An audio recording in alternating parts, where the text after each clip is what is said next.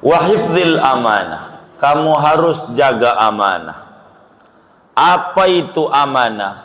Menjaga amanah adalah menjaga apa yang diberikan tugas oleh Allah maupun oleh orang kepada kita, baik dalam hal diri maupun hal kemasyarakatan. Amanah dan amanah, menjaga amanah, Allah perintahkan dalam Al-Quran, innallaha ya'murukum an tu'addul amanati ila ahliha. Allah suruh kalian menunaikan amanat kepada yang empunya. Falyu'addil ladzi tumin, hendaklah yang diberikan amanah menunaikan amanat yang diberikan kepadanya. Jaga amanat. Amanat itu ruang lingkupnya luas. Salat adalah amanat, zakat juga amanat, puasa juga amanat, haji amanat, wudu amanat, ngaji sebagai bentuk syukur dikasih akal amanat. Begitu seterusnya dari seluruh yang Allah perintahkan, hakikatnya adalah amanat dari Allah yang dibebankan kepada kita. Di luar itu, anak juga amanat, harus kita didik dengan benar, bukan berojol doang. Kita kasih makan minum rohaninya masa bodoh. Istri juga amanat, segalanya amanat. Maka amanat ini harus dijaga. Segala sisi-sisi kehidupan seorang anak manusia sejatinya adalah amanat yang dititipkan oleh Allah kepadanya. Membuat undang-undang yang benar adalah amanat yang dibebankan pada legislatornya, anggota dewan. Jangan asal-asalan kalau buat undang-undang. Kalau buat presiden bolehlah lulusan SMA, tapi kalau jadi karyawan kudu sarjana. Ini tidak benar. Yang tinggi atur. Itu buat undang-undang yang memihak kepada rakyat. Itu tugas anggota dewan. Membuat perda tugas anggota dewan daerah, apa provinsi atau kabupaten kota. Begitu.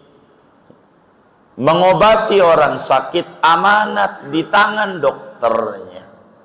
Dokter kudu benar ngobati orang. Kudu benar. Murid adalah amanat di tangan gurunya. Ilmu adalah amanat di tangan para ilmuwan.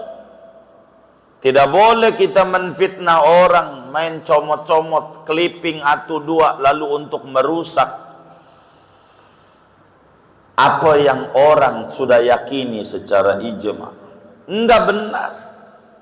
Ilmu amanat, jabatan juga amanat.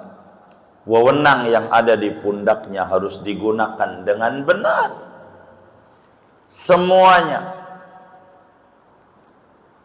Bersaksi yang benar adalah amanat di tangan para saksinya.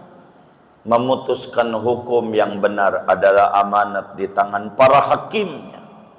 Rakyat amanat di tangan para penguasanya. Goresan tangannya akan diminta pertanggungjawaban tanda tangan yang dia berikan. Apakah tanda tangan ini akan mensejahterakan rakyat atau tidak? Kelak dimintai, Ali jaga amanat. Rusaknya tatanan kehidupan di tengah-tengah masyarakat, terutama dewasa ini, kalau mau jujur penyebabnya karena kurangnya dan hilangnya sifat amanat yang ada pada diri individu masyarakat. Bila amanat ini dijalankan dengan benar, maka kita telah mencontoh Nabi Yuna Muhammad sallallahu alaihi wasallam. Bagaimana tentang amanat dulu? Rasulullah sallallahu alaihi wasallam bercerita ada orang jual tanah. Berapa harga tanah ini kau mau jual? Dia bilang 5.000 dinar. Biar gampang aja dah. 5 miliar. Begitu. Saya jual. Baik, saya beli. Dibeli itu tanah dengan harga 5 miliar. Ketika tanah itu digali, ada harta karunnya. Ada harta karunnya. Ada emas di bawahnya. Ada emas. Yang beli nggak terima.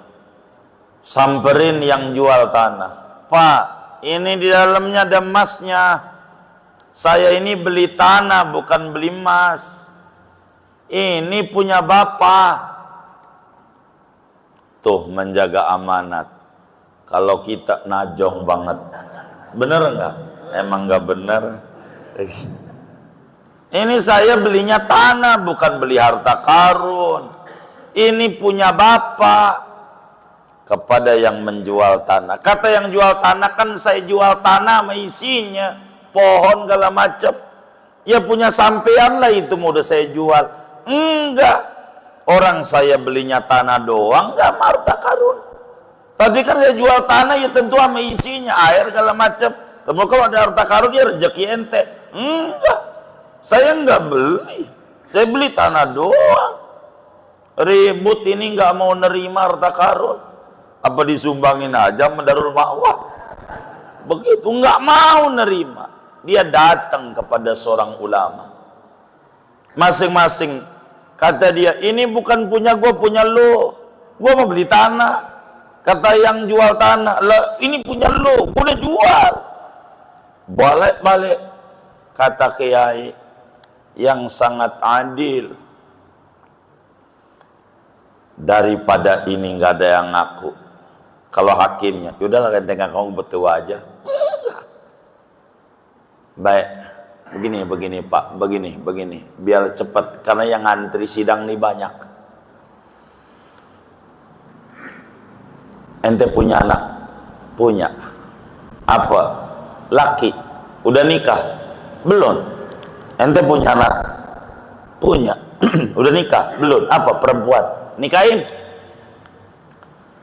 Dinikahin. Nikahin. Nikah, panggil anakmu. Dinikahin sama kiai. Apa mas kawinnya? Harta karun. Kasih dia. Begitu. Habis nggak ada yang ngakuin, saking jaga amanah. Kasih amanatnya.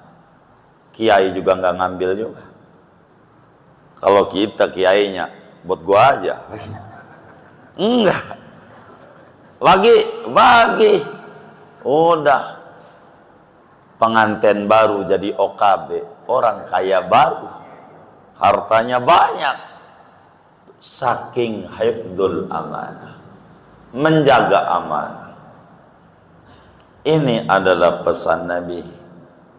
Kita harus jadi orang amanah. Siapa aja harus ada amanah. Amanah yang benar. Amanah. Imam sholat tuh kasih duit barang seperak. Biar seperak gitu kalau ada imam sebagai bentuk amanah kita jadi pengurus. Karena bakal ditanya di akhirat. Kita termasuk orang yang menghargai agama ataukah kita orang yang nginjek-nginjek agama. Masjidnya rusak, pintunya jebol, temboknya roboh, miring. Nyarilah tukang ngaduk, suruh betulin tuh tembok, suruh di plester kembali. Kira-kira yang tukang ngaduk tuh dikasih duit nggak? Kasih duit nggak? kasih, padahal ngerapihin masjid doang. Masa yang ngesahin sholat, kalau imamnya ini nggak bener kan lah kita masuk neraka. Ini nyampe akhirat kita nggak hargai imamnya. Ini pengurus begini bakal ditanya di akhirat sama Allah. Lu agama lu kagak hargai, dunia aja lu hargai. Hargai pengurus. Ada mau 1.000 perak kayak imam. Begitu, gitu, semampunya dia kasih. Kalau saudara yang ngaji ini moga dikasih rezeki banyak, duitnya banyak gitu ya, punya kontrakan ada 1 pintu mah sisihin buat ngasih imam-imam sholat tuh, bikin sah masyarakat. Sholat kita bisa nggak sah kalau imamnya nggak sah. Masa nggak kita hargai? Itu mah kita nginjak agama, nggak hormat sama Islam. Kasihlah paling nggak Ramadan kasih sarung BHS merek Atlas, boleh hasil santunan. BHS boleh hasil disingkat, iya kasih. Begitu. Mau ngapain duit ada disimpan di bank dipakai sama Cina buat usaha? Mau ngapain? Nggak manfaat sama orang. Mau numpuk-numpuk doang. Buat apa? Begitu. Biar manfaat. Begitu. Nggak ada duitnya tempat kita. Yang ada bantuin imam. Imam kasih ke 50.000 ke 100 ke. Imam apa nih? Penghormatan saya agama. Ente bikin sah orang kampung kita. Begitu. Moga bapak-bapak duitnya banyak. Kayak begitu. Hormati. Kasih penghormatan agama imam. Begitu. Sian. Begitu imam. Jadi orang berlomba-lomba pengen juga jadi imam. Kan bagus. Pengen bener dulu, paling nggak bisa ngimamin anak bini ya kan. Begitu. Jangan bisa nyalain doang. Imam kayak begitu suruh maju parahan dia ya kan? Jangan begitu juga kita. Ini hifdzul amanah, menjaga penghormatan. Marbot kasih. Ada tai ayam aja diomelin mulu merbot. Ini kurang jaga masjid, tapi enggak diopenin banget merbot. Sakit aja kagak ditengok sama pengurus. Innalillahi wa inna ilaihi raji'un.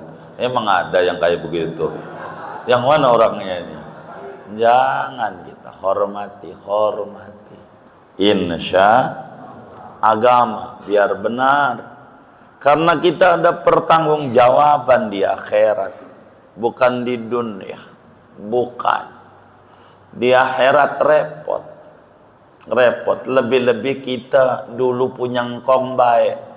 Umpamanya engkong kita wakafin tanahnya buat masjid, maka kita cucunya yang lebih dulu nyontoh. Engkong ngeluarin sekian, saya juga harus sekian kayak engkong. Gitu. Jangan kita kata itu musola wakaf engkong gua. Lu apa? Yang masuk surga engkong, kitanya kagak. Bener nggak? Kan kitanya kagak ada karya. Karya kita apa? Biar kita jadi cucu, benar-benar cucu engkong. Namanya menapaki engkong. Ini namanya bagus. Hifdzul amanah. Pesan Rasulullah Sallallahu Alaihi Wasallam kepada Imam Ali bin Abi Thalib, tentu kepada kita bersama.